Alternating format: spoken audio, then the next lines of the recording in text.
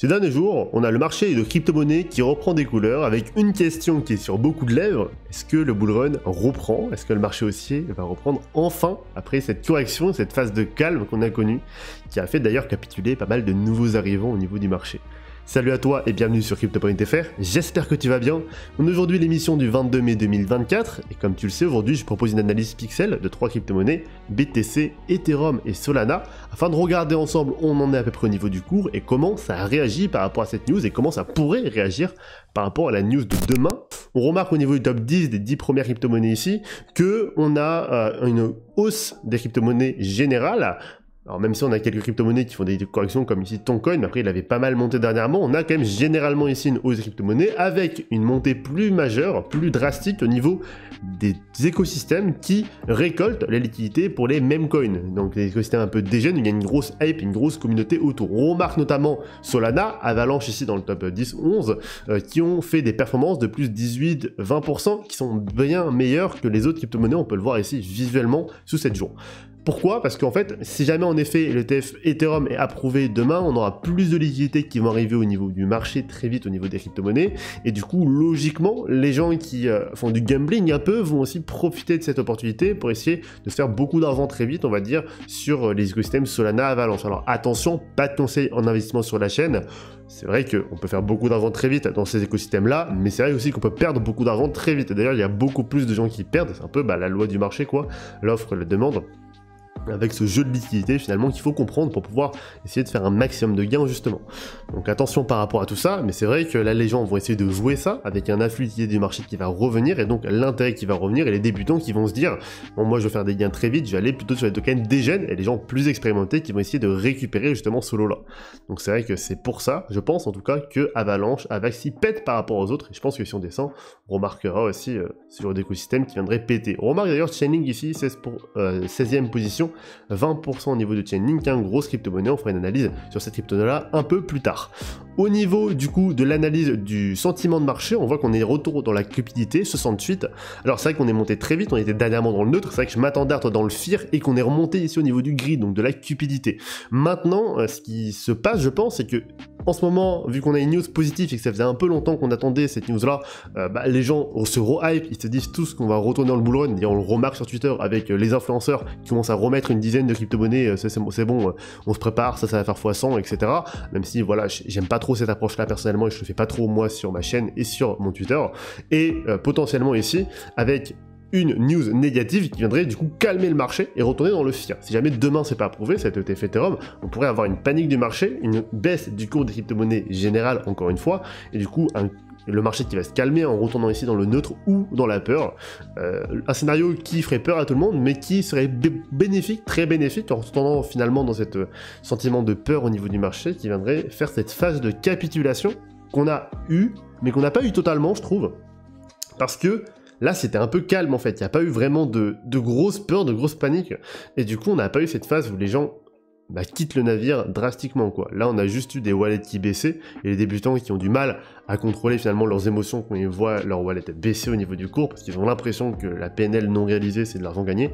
Du coup, ils se disent, c'est bon, j'ai perdu beaucoup d'argent, je pars, c'est fini. Et là, on n'a pas eu cette peur, vraiment, où les gens perdent vraiment de l'argent. C'est-à-dire qu'on perd pas du bénéfice, on perd les fonds de base, en fait. Et ça, on n'a pas encore vraiment eu, donc je l'attendrai peut-être pour avoir une hausse vraiment beaucoup plus forte du marché. Mais si on l'a pas, tant pis, le marché va quand même remonter, va quand même venir. Mais du coup, on viendrait dans un scénario peut-être où on monterait un peu moins haut. On va regarder ça tout de suite au niveau du cours du BTC. On remarque ici qu'on a eu, bien sûr, une correction dernièrement, comme j'ai montré, déjà on est arrivé sur la zone qu'on attendait, avec cette zone en rouge, on est vraiment touché là, et on est en train de remonter. Alors là, on dirait, c'est bon, c'est en positif, on a enfin pété les anciens plus hauts pour remonter, ça c'est drastiquement, ce qu'on entend beaucoup, et du coup c'est bon, on retourne en tendance haussière. C'est vrai, on est en tendance haussière, mais attention, il est possible qu'on soit dans un fake, en fait, et qu'on vienne redescendre par la suite en faisant simplement une ABC en 3 vagues, avec finalement ici 3 vagues de correction pour la première vague, une impulsive qui viendrait à toucher, ici je crois qu'on est au 90% de Fibo, donc on attendrait ici de dépasser ces 123,6 de Fibo pour vraiment se dire peut-être qu'on est sur une vague haussière, mais là vraiment on n'a pas encore atteint cette zone de sécurité, on va dire, on n'a même pas atteint les vrais anciens plus hauts, donc pour l'instant on se calme par rapport à ça, peut-être qu'on est toujours pas en marché haussier et peut-être qu'on va descendre encore plus bas, voilà, je le dis, j'ai pas peur de le dire, parce que c'est quelque chose qui est potentiel, bien entendu, même si on prend toujours le meilleur scénario sur la chaîne, c'est justement pour pas se faire surprendre. Et donc, potentiellement ici, une flat qui viendrait se former, avec du coup une correction qui viendrait, si jamais ça se forme, descendre un peu plus bas ici. On va pas le dessiner le scénario, parce que je pense que c'est peu probable, parce que moi je pense en fait qu'on a atteint le point bas ici. Après c'est que mon avis, pas d'analyse, pas de conseil en investissement sur la chaîne. Maintenant, c'est un scénario qui est quand même à prendre en considération.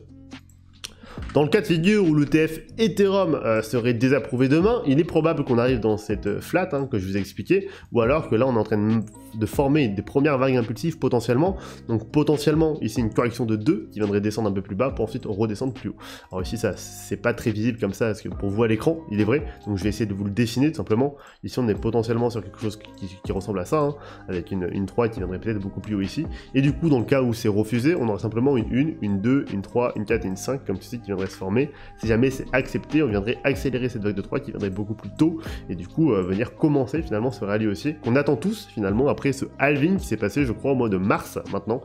J'ai plus exactement la date en tête, je vous l'avoue. Ce qui est intéressant ici, c'est que si on dézoome un peu, hop là je vais vous faire un peu le dessin, on est dans une faille ici de corrélation par rapport au total 3 normalement, vous remarquerez, avec les dessins qui sont ici en couleur, on remarquera ici qu'on attend une zone ici qui se situe pour beaucoup de youtubeurs à 140 000 $. Pourquoi? Moi je me base beaucoup sur l'analyse des youtubeurs etc. Parce que je me dis, tiens, il y a tout le monde qui s'attend à ça, peut-être que ça va peut-être monter à ça. C'est aussi un peu la prophétie autoréalisatrice qu'on apprend du coup dans les cours de psychologie, c'est quelque chose qui existe réellement, tout le monde croit quelque chose et du coup ça se réalise pour de vrai. Maintenant la question c'est est-ce qu'on va pas piéger les personnes en tant qu'il y a des investisseurs professionnels, et j'avais déjà dit finalement dans une vidéo que peut-être qu'on n'atteindrait jamais cette zone des 140 000, 100 000 $ qu'on attend beaucoup, et je vous invite à aller voir cette vidéo, je mets le lien en description si jamais tout ça vous intéresse. On va s'intéresser maintenant au cours plus de l'Ethereum, qui est beaucoup plus de sujets autour aujourd'hui, parce que c'est lui, la crypto-monnaie dont on parle, et on voit qu'on a tracé dernièrement, et d'ailleurs ici, cette vague de correction de cycle, on est actuellement sur la dernière vague du cycle, tout comme le Bitcoin, vous le remarquerez, et actuellement on est en train de faire du coup les mid-cycles ici qui sont en violet, on a déjà fait bien une bonne partie ici du bull run pour moi la vague blanche ici c'est la fin du bull run, je le rappelle quand même ici, et du coup on remarque qu'on a vraiment une hausse assez forte au niveau de l'Ethereum dernièrement. Il est vrai, d'ailleurs, hop là, ça fait un peu longtemps qu'on n'avait pas regardé tout ça, donc je regarde ça avec vous un peu. Donc on remarque ici qu'on a eu ici une baisse, une correction qui s'est formée ici en 5 vagues, donc pour ça, pas de souci au niveau de l'Ethereum, une baisse potentielle qui s'est formée avec cet endroit-là, pour venir remonter. Et il est vrai qu'un peu comme le BTC, finalement, il est possible ici qu'on commence simplement nos vagues impulsives pour monter vers le haut. Alors est-ce que j'ai beaucoup de choses à dire sur l'Ethereum? Pas vraiment, en fait, finalement, c'est un peu pareil que le Bitcoin, c'est juste au niveau des objectifs de prix qui vont changer. Ici, au niveau des objectifs de prix de l'Ethereum, et j'ai déjà placé le Fibo pour vous, on atteint ici une zone de 161,8 au minima, donc 4500 $, 4500 $ qui ne viendraient pas dépasser d'ailleurs les anciens ATH, ici qui sont au niveau du dernier bull run de 4900, on n'a pas atteint les 5000 $ au dernier bull run. Ce qui serait intéressant de voir, moi je pense, c'est de venir voir déjà le cours qui viendrait tout simplement remonter par cet endroit-là, venir cogner sur ces anciens plus hauts et remonter une dernière fois ici au niveau de cette vague de 5, donc je pense ici au niveau des 5500 $, 268 de Fibonacci, pour tracer cette vague de 5 violette. Par contre, ça viendrait signer la fin aussi du bull run à cet endroit là, c'est-à-dire que là ça mettrait pas mal de temps à se former, cette vague de 5 là va mettre du temps à se former, je le rappelle, peut-être ici jusqu'à le mois d'août, le mois de septembre, octobre, novembre, décembre, qui viendrait signer la fin du bull run si jamais ça arrive. Maintenant, si jamais on est sur une extension de la vague de 3 en violette, ça j'en ai pas parlé encore, il est vrai qu'on peut monter beaucoup plus haut, donc ça on en reparlera si jamais c'est le cas de figure qui arrive. En tout cas, les objectifs que je privilégie ici, ça va pas être les 4500 $, ça va plus être ici les 5500 au minimum, donc ça c'est mon objectif privilégié, on va dire que là on va commencer à vendre à cet endroit-là. Hop là, maintenant c'est uniquement par rapport au cours qu'on a actuellement, il n'y a rien de sûr dedans. Voilà, c'est que mon avis, et c'est que par rapport à ce qui se passe maintenant, après ça peut très bien changer demain, si jamais ça prouvait, je peux changer complètement d'avis, et ça, ce serait normal, parce que je m'attache pas émotionnellement à un scénario. Maintenant, on peut monter beaucoup plus haut ici au niveau d'Ethereum, 6 000, 7 000 $, il y a beaucoup de gens qui atteignent même les 10 000 $, il est possible, si jamais on a une hype, suite à cette ETF Ethereum, il est possible qu'on vienne dépasser cette zone-ci, des 423,6 de Fibo, et venir exploser à la hausse jusqu'à des sommets inconnus pour le moment, et qu'on viendra analyser petit à petit au niveau du cours ici directement de l'Ethereum. Tout comme le BTC d'ailleurs, il est possible qu'il vienne dépasser la zone pour venir atteindre ces 140 000 $ que certaines personnes attendent. On va maintenant tout de suite passer au niveau du Solana. Solana, qui nous a fait un très bon début de bull run, hein, on peut le voir ici avec la hausse monumentale. Oh, ça fait un petit moment qu'on l'a pas vu aussi Solana, mais on voit que l'analyse qu'on a faite finalement se déroule parfaitement bien en fait. On va replacer ça correctement. On est remonté ici au niveau des... alors, on peut même le placer ici, hein. Vous le voyez que j'ai placé ces objectifs-là par rapport à ce qu'on avait mis il y a un petit temps maintenant et que tout s'est déroulé comme prévu. On rebaisse ici à cet endroit-là à peu près, il est vrai. Donc là, on fait une vague de correction pour notre cher Solana. Alors, la question que je me pose ici, c'est est-ce qu'on ne devrait pas le mettre plutôt ici? C'est la question que je me pose au niveau de cette correction. Bon, je ne vais pas vous le faire devant vous, ça mettrait trop de temps. Et globalement, ici, du coup, on viendrait faire une première vague de correction et une vague impulsive pour le SOLANA qu'on sera en train de former. Contrairement à BTC, contrairement à ETH, ici, c'est pas la fin du bull run. C'est-à-dire que là, on est sur un cycle un peu plus court au niveau de Solana. Et du coup, on viendrait former ensuite la vague de 4 et la vague de 5. Donc, on a encore deux vagues à former ici pour ce bull run sur Solana avec la vague de 5 en jaune. Donc, on s'attendrait à une correction puissante ici au niveau de la 4 ou alors faible pour venir tracer une 5 assez puissante et redépasser l'ancien TH qu'on a connu au niveau ici des 260 $. Et on y est presque, hein, on est à 179, on n'est plus très loin par rapport à là on était il y a quelques mois maintenant. On attend donc au niveau du Solana la fin de cette vague de 5 pour la correction et ensuite la fin du coup du bull run pour le Solana. Au niveau de l'objectif de prix qu'on pourrait atteindre par la suite, alors on va essayer de mettre notre Fibo tranquillement, ici je ne l'ai pas préparé à l'avance cette fois-ci. On remarque qu'on a un Fibo qui est trop court ici, donc ça va être très difficile à analyser, et donc on ne peut pas savoir le prix qu'on va atteindre au niveau de cette vague de 5, avec les Fibo actuellement. Donc il faudrait analyser ça plus doucement, au niveau ici des vagues qu'on a connues aujourd'hui. Je ne vais pas faire ça aujourd'hui, je vais faire ça sur une analyse qui sera dédiée au Solana dans les semaines qui vont suivre, dans les mois qui vont suivre, et donc je vous invite à vous abonner à la chaîne, à mettre la petite cloche des notifications pour ne surtout pas louper l'avènement du Solana, qui va peut-être faire exploser du coup l'écosystème de Solana, et donc exploser aussi cet écosystème de mèmes, de tokens dégènes, etc. Bien sûr, si l'écosystème Solana explose, cet écosystème-là va être extrêmement attractif pour les gens, et donc c'est là qu'on va voir justement les personnes qui vont peut-être former des richesses à partir de ces mêmes coins-là, et aussi bien sûr des gens qui vont être ruinés et tout perdre, et d'ailleurs beaucoup plus de personnes qui vont tout perdre. On va maintenant passer sur le token CTA de Cross the Edge avec un TGE qui, je le pense, a déçu pas mal de personnes. On a en effet, suite à la dernière vidéo que j'avais faite, la super analyse de Cross the Edge, on a vu que potentiellement on aurait pu atteindre les 1, 2, même 2,5 $ au niveau de ce token-ci, si jamais on avait atteint un market cap de 140 millions, il me semble, on avait atteint les 1 $. Chose qu'on n'a pas réussi à atteindre, malgré le fait que c'est un projet qui est déjà bien abouti, un jeu qui arrive, un deuxième jeu qui arrive aussi, et avec aussi différentes vidéos de gameplay, différentes vidéos de films aussi qui sont très bien faites. Et c'est pas l'état d'avancement qu'on a sur beaucoup de projets crypto, je tiens à le mentionner. Par contre, il y a une chose un facteur qui est à prendre en compte, c'est qu'on a une communauté française, et je pense pour moi que les communautés françaises, c'est pas forcément les meilleures communautés pour faire pump un token. Donc je vous le dis, j'ai commencé à prendre du profit au niveau du token CTA, à peu près à cet endroit-là, pour recharger à peu près à cet endroit-là actuellement. Parce que là on a un prix où je recharge actuellement, et c'est des prix qui sont assez intéressants pour ma part, c'est des prix finalement qui sont en dessous du prix qu'on a pu acheter à l'époque, qui était de 25 centimes je pense, donc là on est en dessous du prix de la pré-sale actuellement.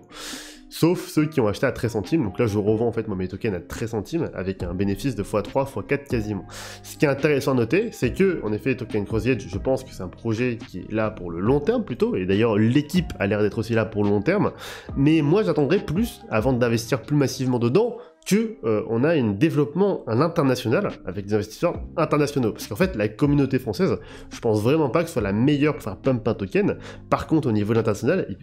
je pense qu'ils saluent vraiment ici l'effort du projet au niveau de tout ce qu'ils font, et moi je le salue aussi. Je pense qu'on a une hype potentielle qui pourrait venir, mais là, plus dans les mois, dans les années à venir, et peut-être pour le prochain bull run. Par contre, ce qui est intéressant à observer, c'est que on a placé, et j'ai beaucoup hésité entre placer cette première vague à cet endroit-là, ou placer la première vague justement.